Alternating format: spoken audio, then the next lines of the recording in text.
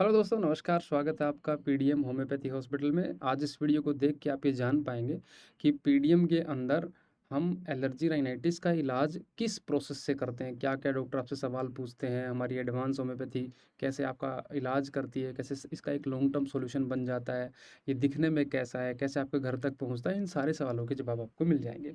तो चलिए शुरू से शुरू करते हैं। सबसे पहला सवाल है कि अगर आप हमारे यहाँ पे मैं स्पेशली पहले नाक की एलर्जी के बारे में बात कर लेते हैं कि भले ही आपके नाक में पानी आता हो, आँख में पानी आता हो, छींक आती हो, चावल खाने से एलर्जी होती हो, गेहूँ खाने से एलर्जी होती हो, या फिर आपको सुबह-सुबह 20-30 छींकें आती हों, नज़ला है, पानी बहता रहता है, या नाक में मांस बढ़ गया है।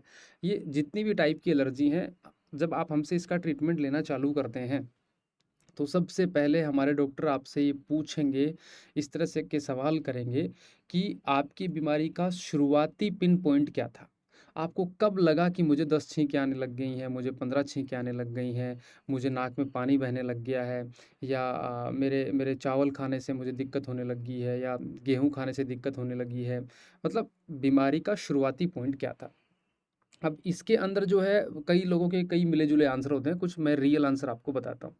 सबसे पहला आंसर ये होता है कि जी हमारे परिवार के अंदर जेनेटिक है ये। मेरे दादा-दादी को भी था, मेरे मम्मी-पापा को भी बीमारी थी, अब ये मेरे अंदर भी आ गई है। जेनेटिक है, या नाना-नानी के अंदर था, फिर मेरी मम्मी के अंदर आई, फिर मम्मी से मुझे भी आ गई है। मतलब ये जेनेटिक है। तो अगर अगर जेनेटिक है तो इसका ट्रीटमेंट की अप्रोच अलग होगी। मतलब हमारे यहाँ पे ऐसा नहीं होता कि चलिए अगर आपकी जेनेटिक है तो ये एक प्रोडक्ट है, ये आप ले लीजिए, ऐसा बिल्कुल नहीं है। एक कॉम्बिनेशन बनाया जाएगा जिसका मैं आगे ज़िक्र भी करूँगा कि एडवांस होम्योपैथी में 4 पिलर हैं, इनके कॉम्बिनेशंस बनाया जाएगा और ये कॉम्बिनेशंस डिपेंड करेंगे, ये जो डॉक्टर आपके सवाल जवाब कर रहा है उसके बेसिस पे। तो पहला, अगर आपकी जेनेटिक बीमारी है तो इसको होम्योपैथी ये कहती है कि इसको रोका जा सकता है, इसका लॉन्ग टर्म समाधान किया जा सकता है। तो पहला पिन पॉइंट है शुरुआत होने का, कि बीमारी शुरुआत कब हुई थी, जेनेटिक बीमारी है जी। दूसरा जी, मुझे नहीं पता कि जेनेटिक है कि नहीं है, मैंने कभी माता-पिता को नहीं देखा। कोई ना कोई इंसिडेंट हुआ था कि मैं पहले खेत में काम कर रहा था गर्मी के अंदर, फिर एकदम से मैंने एसी के अंदर बैठ गया, या फिर मैंने कहीं दौड़ दौड़ लगा रहा था, एक्सरसाइज़ कर रहा था, एकदम से ठंडा पानी पी लिया, उसके बाद मेरे को एलर्जी शुरू हो गई। या मैं कोई काम कर रहा था, पसीना आया हुआ था, फिर मैंने बाइक पे यात्रा कर ली हाथों-हाथ, या फिर मैंने शरीर गर्म था, मैंने उसको हाथों-हाथ नहा लिया। ऐसी कुछ पॉइंट्स आपको डॉक्टर पूछने की कोशिश करेंगे कि बताइए आप क्या काम करते हैं, आपका डेली वर्क रूटीन क्या है, आप सुबह कितने बजे उठते हैं, ऐसे सवाल आपको डॉक्टर करेगा ताकि ये पता लग जा पाए कि बीमारी की पिन पॉइंट है वो पहला शुरुआती पॉइंट क्या है। क्योंकि जब जब तक आप उस पिन पॉइंट को नहीं पकड़ेंगे, तो होम्योपैथी कहती है कि तब तक आप बीमारी के रूट कोज को नहीं पकड़ेंगे, तब तक उसका लॉन्ग टर्म स्थायी इलाज आप नहीं कर पाएंगे। तो हमारा जो पीडीएम प्रोटोकॉल है उसमें पहला पिलर पॉइंट होता है कि बीमारी की शुरुआत कहाँ से हुई थी? कौन-सा ऐसा इंसिडेंट था जिसके बाद आपको ये लगा कि मुझे बीमारी हो गई है या धीरे-धीरे बढ़ने लग गई है? फिर दूसरा जो सवाल हमारे डॉक्टर करेंगे, वो करेंगे कि भैया जब आपकी बीमारी बढ़ गई, आपको 10-15 छींक आने लग गई, आपके नाक में पानी बहने लग गया, आपने चावल खाया, आपको पेट में गुड़गुड़ होने लग गया, आपने गेहूँ खाया, पेट में गुड़गुड़ होने लग गया आपको, नाक से पानी बहने लग गया, आँख से पानी बहने लग गया, माँस है वो बढ़ गया आपका। तो इसमें आराम कैसे मिलता है? आप कौन-सी दवाई लेते हैं, या क्या ऐसा काम करते हैं जिससे आपको रिलीफ़ मिल के वापस शुरू हो जाते हैं? तो इसके अंदर भी लोगों के कुछ मिले-जुले जवाब आते हैं। या कि एक मोंटेक एलसी नाम की दवाई होती है, कई लोग वो लेते हैं। एक लेवोसिट्राज़िन नाम की एक दवाई आती है, कई लोग वो लेते हैं। तो शुरुआत में 99% यही 2-3 दवाइयाँ हैं जो लोग लेते हैं, ताकि उसके लेने के 15-20 मिनट 1 घंटे के बाद आपको आराम आना चालू हो जाता है। फिर धीरे-धीरे क्या होता है, जब आप ये लेवोसिट्राज़िन, मोंटेक एलसी धीरे-धीरे लेते जाते हैं, तो पहले मान लीजिए 7 दिन में 1 बार लेते थे आप। तो 5, 7, 10 महीने निकले, फिर आप 7 वाला जो है वो 5 दिन में 1 बार लेने लग गए। फिर 2-3 महीने निकले, फिर 3 दिन में 1 बार लेने लग गए, फिर 24 घंटे में 1 बार लेने लग गए। फिर इसकी डोज़ेज़ हैं वो बढ़ती जाती हैं। फिर आप एक इंजेक्शन आता है, वो इंजेक्शन लेने लग गए। कई कई जगह पे इंजेक्शन लगाए जाते हैं, एक इंजेक्शन लगाने के बाद 4-5 महीने तक आपको ज़रूरत नहीं पड़ती है। तो ऐसे इंजेक्शन लेने लग गए और उससे आपको आराम मिलने लगा है। तो हमारे डॉक्टर आपसे पूछेंगे कि आप जब जब ये आराम मिलता है तो आप क्या ऐसा काम करते हैं? कई लोग भाँफ लेते हैं, अगर नाक की एलर्जी है तो भाँफ लेंगे, कई गरम गरम भाँफ लेंगे, उससे राहत मिलती है। कई लोगों को ठंडी हवा में से लंबे साँस लेते हैं, उससे राहत मिलती है। नाक बंद जो होती है, कई लोगों को गर्मी में नाक बंद होती है, कई लोगों को सर्दी में नाक बंद होती है। तो ये कॉम्बिनेशन बनता है। तो डॉक्टर आपसे पूछेंगे कि जी जब आपको है तो आराम कैसे मिलता है? तो आप आराम के केसेस के ये अपने केसेस बताएँगे, तो उसके हिसाब से भी फिर ये एडवांस होम्योपैथी जो दवाइयाँ हैं ये भी वेरी करेंगे, आपका जो किट बनेगा ना वो वेरी करेगा धीरे-धीरे करके। तीसरा जो सवाल आता है वो आता है कि जी जब आपकी बीमारी है ऐसे कौन-कौन से इंसिडेंट हैं कि ये बढ़ जाती है? कौन-कौन से इंसिडेंट हैं कि आपको लगता है कि यार अब तो मेरी बीमारी है वो बढ़ने वाली है। तो उसमें ट्रिगर पॉइंट्स कहते हैं इनको हम, जैसे धूल-मिट्टी के संपर्क में जाते हैं तो मेरी बीमारी बढ़ जाती है। अगस्त, सितंबर, अक्टूबर का महीना आता है तो मेरी बीमारी बढ़ जाती है। जब मैं ठंड में जाता हूँ तो मेरी बीमारी बढ़ जाती है।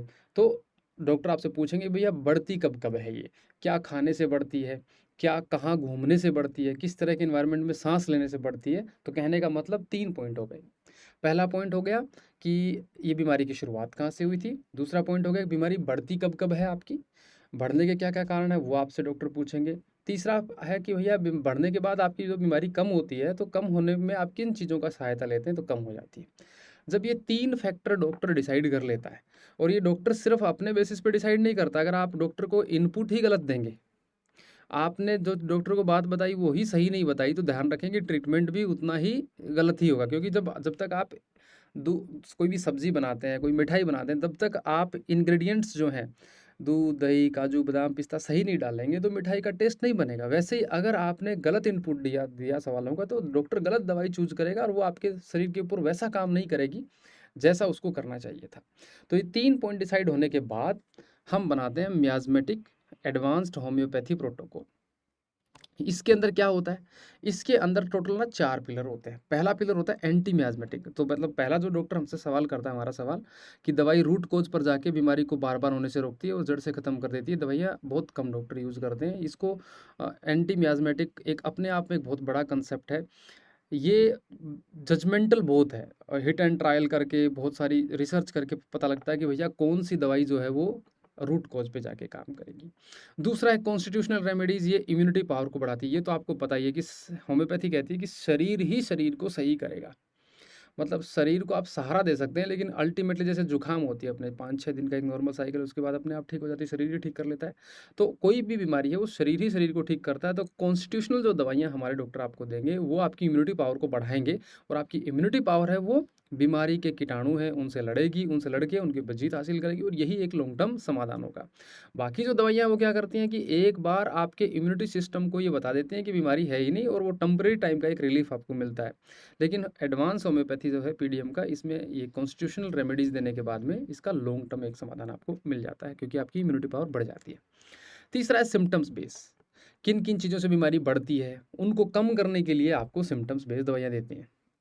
और ये तीनों पिलर मिलके आपको इस तरह का एक मेडिसिन बॉक्स बनाते हैं और इस मेडिसिन बॉक्स को आपके घर पे भेजते हैं। ये आप घर बैठे ऑनलाइन भी ले सकते हैं हमसे और ये आप हमारी ब्रांच पे जाके भी ले सकते हैं। ये रेडीमेड नहीं है, ध्यान रहे, ये कोई बना बनाया बॉक्स नहीं है। ये डॉक्टर आपकी जब बात होती है, बात होने के बाद डिसाइड करते हैं कि इनके अंदर क्या-क्या दवाइयाँ दी जानी चाहिए। तो ये रेडीमेड नहीं है, कस्टमाइज़ बॉक्स है, हर पेशेंट का अलग होता है। इसके ऊपर लिखा भी जाता है कि ये दवाइयाँ सिर्फ़ आपके लिए बनाई गई हैं, अन्य व्यक्ति इसका सेवन ना करें। इसका जो ट्रीटमेंट के जो चार्जेज़ होते हैं वो बहुत अफ़ोर्डेबल हैं। पहले महीने का जो हमारी लगभग हरियाणा, राजस्थान, पंजाब में जो भी ब्रांचेज़ हैं वहाँ पे भी जाएँगे, चाहे घर बैठे ऑनलाइन इलाज लेंगे। जो पहले महीने का खर्चा बैठता है वो है ₹200, तो आपको लगते हैं वन टाइम रजिस्ट्रेशन फ़ीस। ये एक ही बार लगता है, हर महीने नहीं लगता है। और 1500 ₹1500 की 1 महीने की दवाई आती है। मतलब ₹30 पर डे की मेडिसिन कॉस्ट आपको रहती है। तो ये ₹1700 का खर्चा आता है पहले महीने का, उसके अगले महीने चाहे दूसरे, तीसरे, चौथे महीने जितने भी महीने रहेंगे उसके बाद में आपका 1500। ये 2025 के चार्जेज़ हैं, 2025 में अभी हमारे कंपनी के ये चार्जेज़ चल रहे हैं। तो मोर और लेस आपको समझ में आया होगा कि होम्योपैथी में जो इलाज है वो किस तरह से होता है, कैसे आपके घर तक पहुँचता है और डॉक्टर आपसे क्या-क्या सवाल पूछते हैं। कई लोग पूछते हैं सर क्या रिपोर्ट करानी पड़ेगी? 99% में कोई रिपोर्ट कराने की ज़रूरत नहीं होती है। एडवांस होम्योपैथी सिम्पटम्स बेस पे काम करती है। आप बस सिम्पटम बताएँ, आप रूट कॉज़ बताएँ, आप बीमारी बढ़ती कैसे है ये बताएँ, घटती कैसे है ये बताएँ, बाकी आप पीडीएम के ऊपर छोड़ दें। उम्मीद करता हूँ ये वीडियो आपको समझ में आई होगी। अपने दोस्तों के साथ ज़रूर शेयर करिए। किसी और टॉपिक पे आपको वीडियो बनवानी हो तो आप हमसे नीचे कमेंट बॉक्स में लिख के ज़रूर बताइए। आप किस बीमारी से पीड़ित हैं और क्या आपको सॉल्यूशन चाहिए, नीचे ज़रूर लिखिएगा। हम उसको एड्रेस करने की कोशिश करेंगे। धन्यवाद।